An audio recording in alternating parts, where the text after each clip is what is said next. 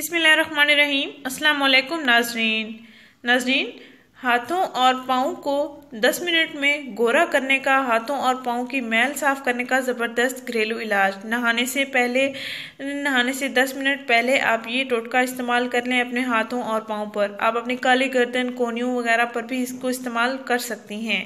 नाज़रीन, क्या आपके हाथों पर झुर्रियाँ पड़ गई हैं? झुर्रियों के मसाइल चेहरे, गर्दन, हाथों और कोहनियों, पैरों पर कभी भी कहीं भी हमला कर सकते हैं नाज़रीन। लेकिन एक अच्छे बनाव श्रृंगार में खूबसूरत हाथ और पाँव भी शामिल होते हैं और इसके मुकाबले में खुरदरे, झुर्रियों भरे हाथ, कटे फटे नाखून आपकी पूरी शख्सियत के वकार को ख़त्म कर सकते हैं।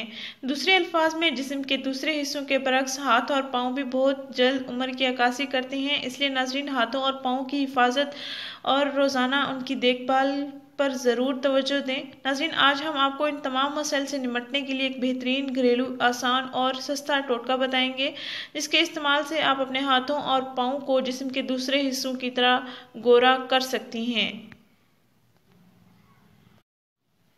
नाजरीन, आपने करना ये है कि आधा चम्मच ग्लिसरीन लेनी है, 3 से 4 कतरे अरके गुलाब लेने हैं, 3 से 4 कतरे ऑलिव ऑयल यानी जैतून का तेल ले लेना है और 1 लीमू का रस ले लेना है।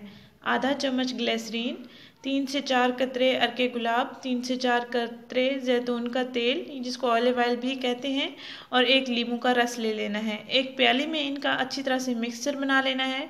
फिर इस मिक्सचर को आप अपने हाथों, पाँव, काली गर्दन, कोहनियों, घुटनों वगैरह पर इसका इस्तेमाल करना है।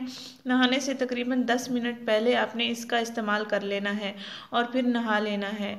नाज़रीन, ये इलाज बहुत बेहतर है सर्दियों के लिए। सर्दियों के मौसम में क्योंकि पाँव और हाथों की जिल्द बहुत रफ़ हो जाती है, डल हो जाती है, इसके लिए ये बहुत अच्छा और